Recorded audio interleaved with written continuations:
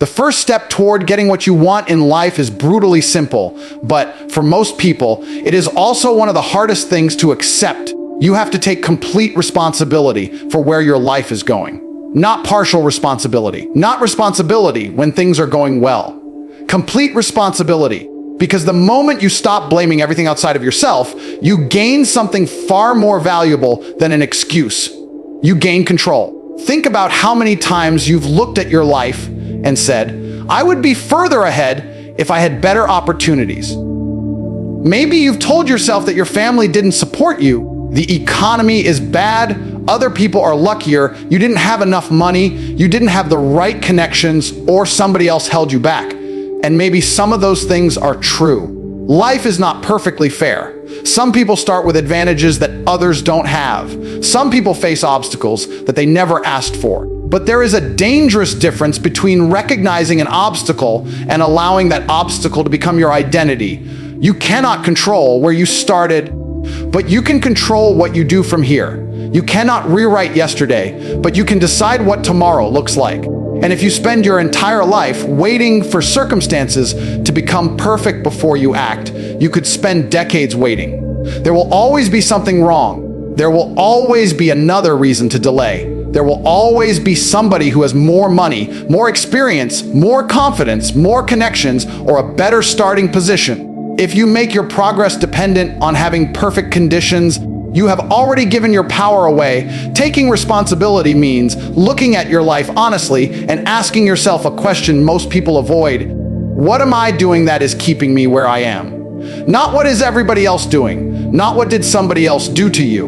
Not why is life unfair. What are you doing? Are you wasting hours every day consuming content instead of creating something? Are you talking about your goals more than you're working toward them? Are you surrounding yourself with people who constantly encourage you to remain comfortable? Are you quitting whenever the excitement disappears?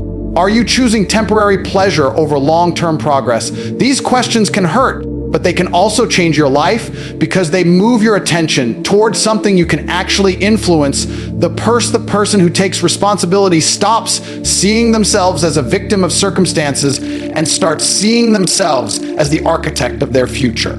That doesn't mean pretending problems don't exist. It means refusing to let problems make your decisions for you. If you don't have money, learn a valuable skill. If you don't have experience, start gaining it. If you lack confidence, put yourself into situations that force you to develop it. If you made mistakes, study them instead of endlessly regretting them. If you failed, figure out why and come back with a better strategy. Every problem becomes information when you have the right mindset. And this is where most people misunderstand responsibility.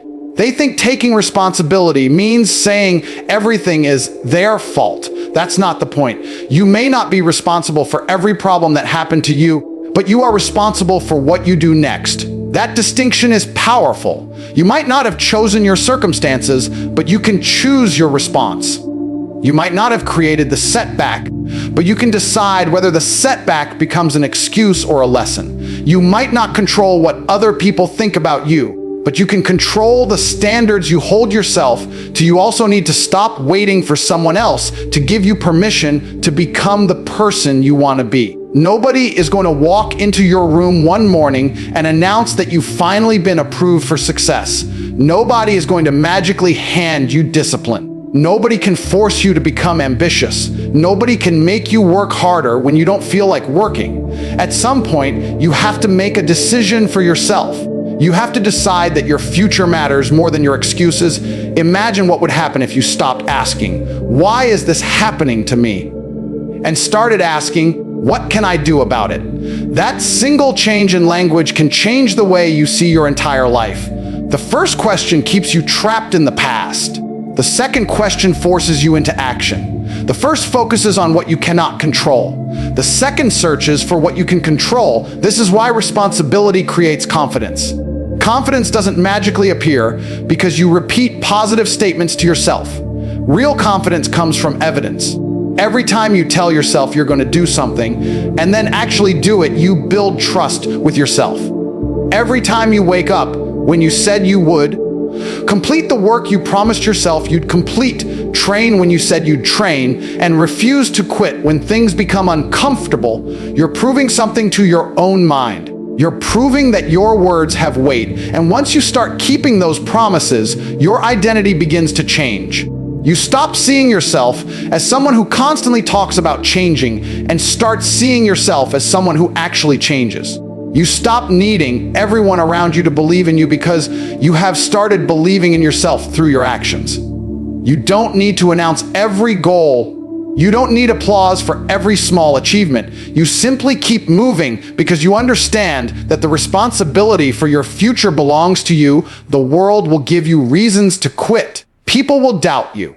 Circumstances will disappoint you. Plans will fail. Opportunities will disappear.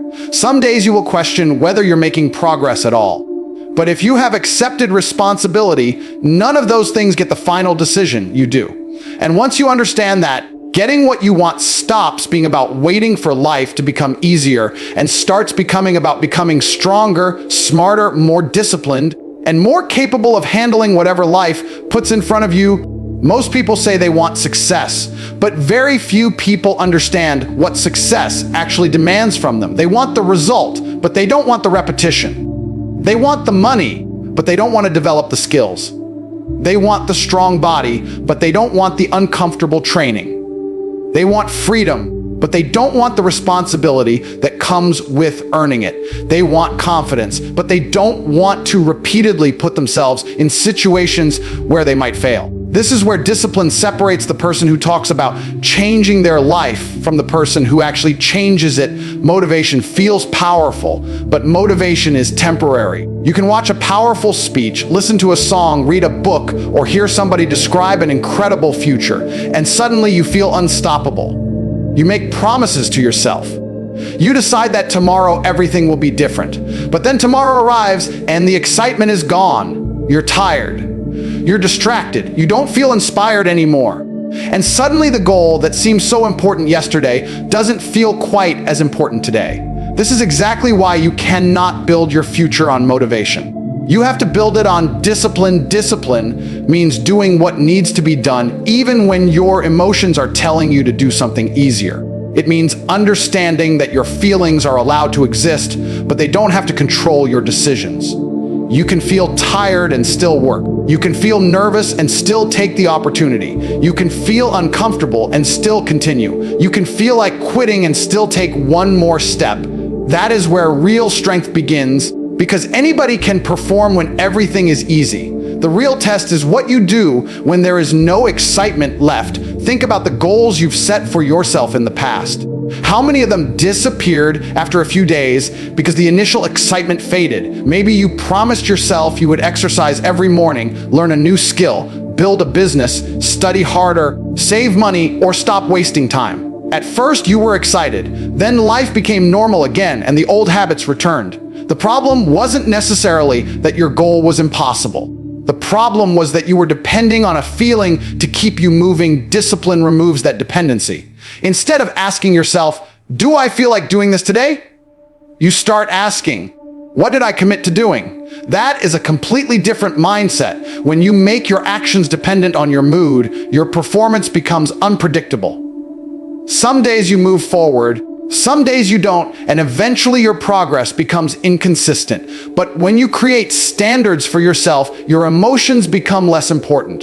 You don't negotiate with yourself every morning. You already know what has to happen. This doesn't mean you have to become some machine that never rests or experiences emotion. Discipline isn't about destroying yourself. It's about controlling your priorities. It's about recognizing that everything you want has a price and being willing to pay that price consistently.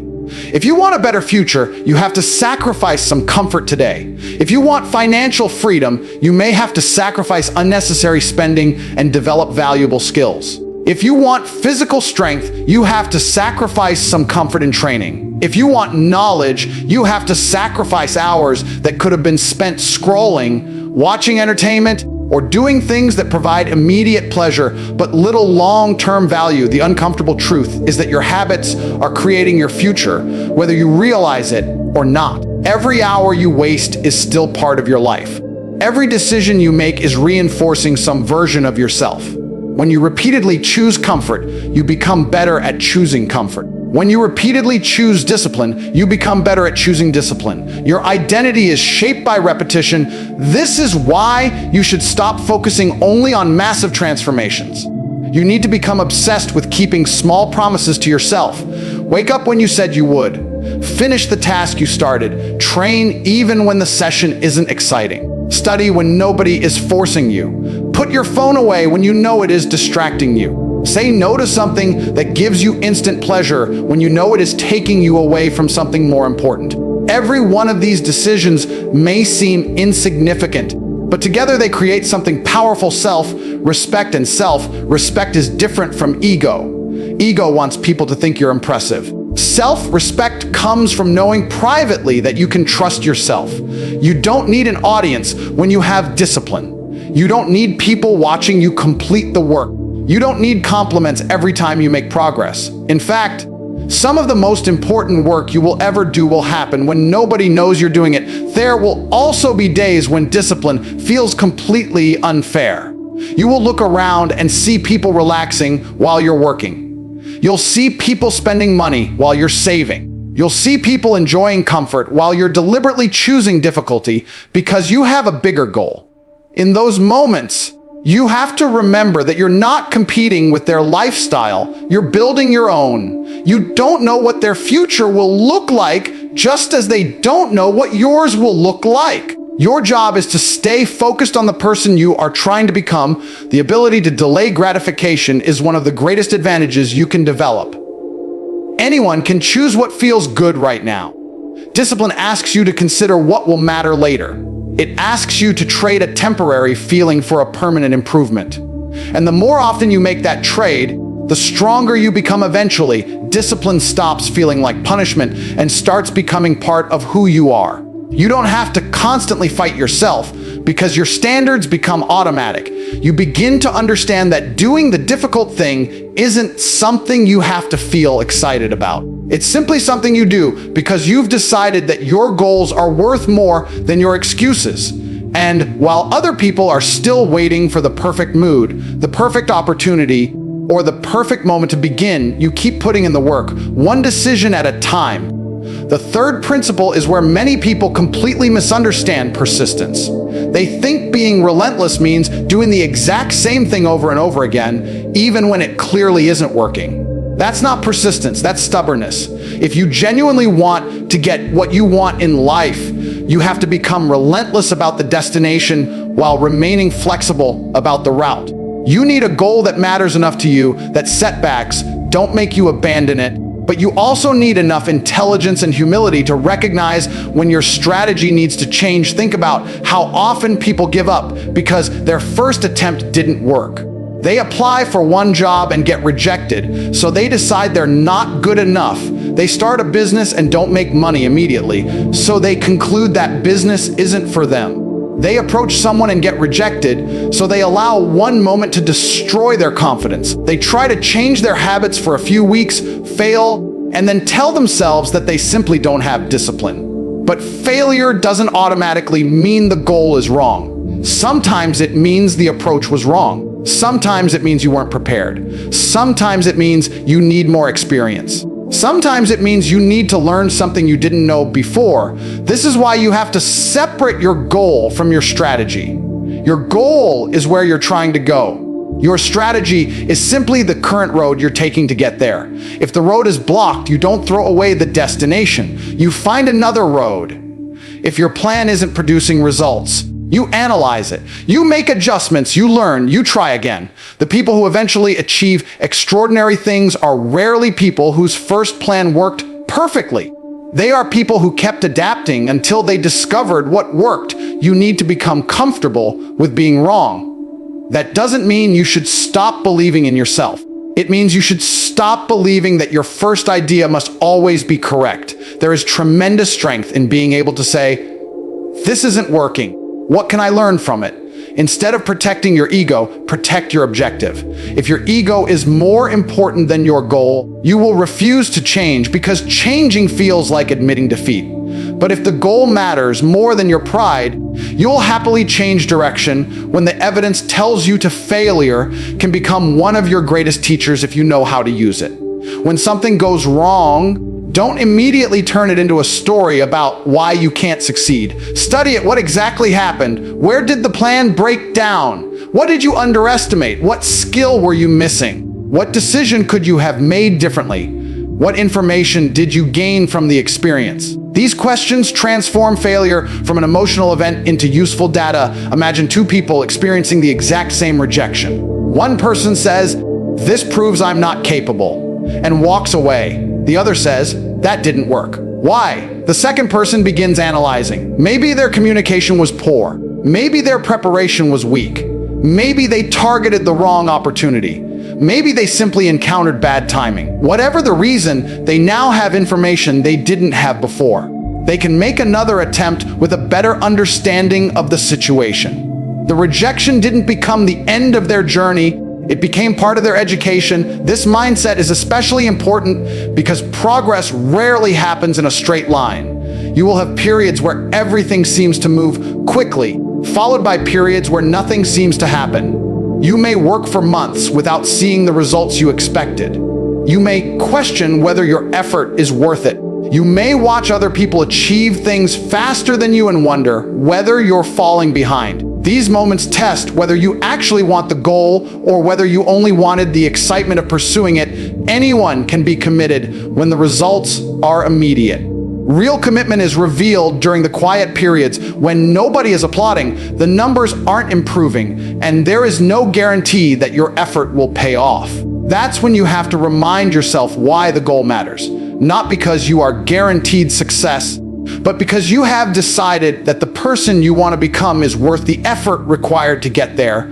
You also have to stop expecting yourself to know everything before you begin. Many people remain stuck because they think they need a perfect plan. They want to know every step, every risk, every possible outcome, and every answer before taking action. But you cannot learn everything from a distance. Some lessons only appear after you move. Action creates information. You take a step, you observe what happens, you adjust, and then you take another step. This process creates clarity. You don't need to see the entire staircase to take the next step. You need enough courage to move forward and enough awareness to evaluate what happens afterward. If the next step doesn't work, you haven't necessarily failed. You've discovered something. If you discover something, you can make a better decision. If you make a better decision consistently, eventually your position changes. This is where resilience becomes more than simply refusing to quit. Resilience means recovering intelligently. It means you can get knocked down without allowing the experience to define you. You can lose without becoming a loser in your own mind. You can make a mistake without turning that mistake into your identity. You can experience rejection without believing that you are permanently rejected by life. You can have a bad year without deciding that your entire future is ruined. Your circumstances can change faster than you think when you become adaptable. The skill you don't have today can be learned. The connection you don't have today can be built. The money you don't have today can potentially be earned through greater value creation. The confidence you lack today can grow through repeated action. But none of these things happen if you interpret every setback as a final verdict. There will be moments when you have to completely change your approach. You may discover that the career you chose isn't right for you. You may realize that the people around you are pulling you in the wrong direction. You may discover that the habits you thought would help are actually holding you back. Changing course doesn't mean you failed. Sometimes changing course is exactly what intelligent persistence looks like. The most dangerous mindset is believing that you have only two choices. Continue doing exactly what you're doing or quit completely. There is a third option, and that option is adaptation. You can keep the ambition while changing the strategy. You can keep the destination while choosing a different road. You can keep believing in your potential while admitting that you still have things to learn. And remember, being relentless does not mean destroying yourself in pursuit of one objective. It means refusing to let temporary circumstances make permanent decisions about your future. It means understanding that your timeline may be different from what you imagined. It means continuing to learn when progress is slow. It means having the patience to build something real instead of constantly chasing immediate validation. You have to develop the ability to think beyond today. One bad day doesn't define your life. One rejection doesn't define your ability. One failed project doesn't define your potential. One mistake doesn't erase your progress. What matters is what you do after the disappointment. Do you study it? Do you adapt? Do you return stronger? Do you make another attempt with greater knowledge than before? When you become relentless about the goal instead of emotionally attached to one method, you become much harder to stop. You no longer need everything to go according to plan. You can handle uncertainty because you know how to respond when the plan changes. You can handle rejection because you understand that rejection is information, not necessarily a final judgment. You can handle failure because you know that failure can reveal weaknesses that success might have allowed you to ignore. The people who eventually get what they want are not always the most talented people in the room. Sometimes they are simply the people who remain in the game longer, learn faster, adapt more intelligently, and refuse to let temporary pain become a permanent excuse. They understand that the path can change without the mission changing. They understand that progress can be slow without being impossible. And they keep searching for the next move, the next lesson, the next opportunity, and the next way forward, even when the original plan is no longer enough.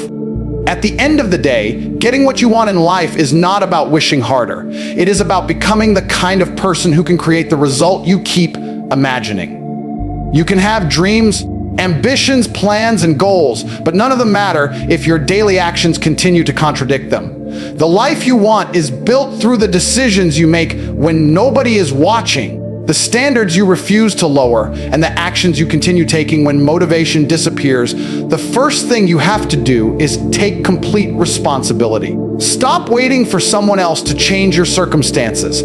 Stop expecting the world to become easier before you begin. You may not control where you started, what happened yesterday, or what other people choose to do, but you have control over your response. The moment you accept that responsibility, you stop giving your future away to circumstances and start taking ownership of it. Then comes discipline. You have to understand that wanting something and being willing to work for it are two completely different things.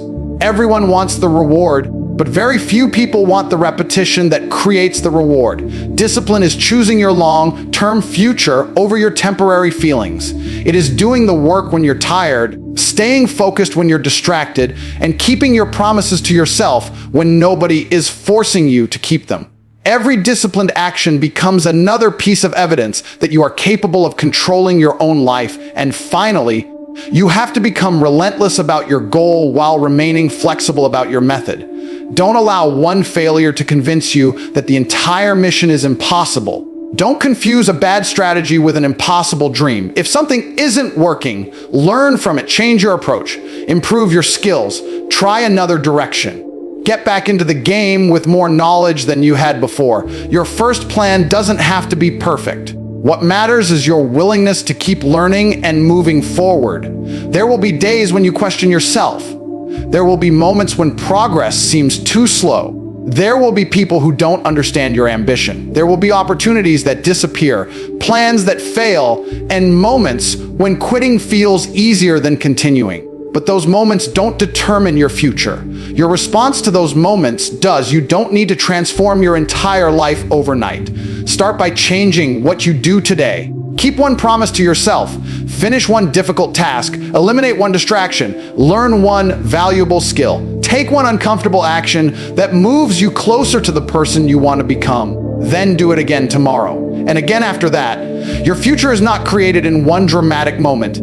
It is created through thousands of ordinary decisions repeated consistently. So stop asking whether you are lucky enough to get the life you want. Start asking whether you are willing to become disciplined enough, responsible enough, adaptable enough, and persistent enough to build it. Because the biggest difference between the life you have and the life you want may not be some mysterious opportunity waiting somewhere in the future. It may simply be the decision to stop waiting, take responsibility, do the difficult work, learn from every setback, and keep moving when the easier choice is to quit. You don't need permission to take your life seriously. You don't need everyone to believe in you before you begin. You don't need perfect circumstances. You need a decision followed by action, followed by consistency. Decide what you want. Take responsibility for getting there. Build the discipline to do what others won't. Adapt when the path changes. Learn from every failure. Keep moving when progress is slow. And most importantly, refuse to let temporary discomfort convince you to abandon a future that could completely change your life.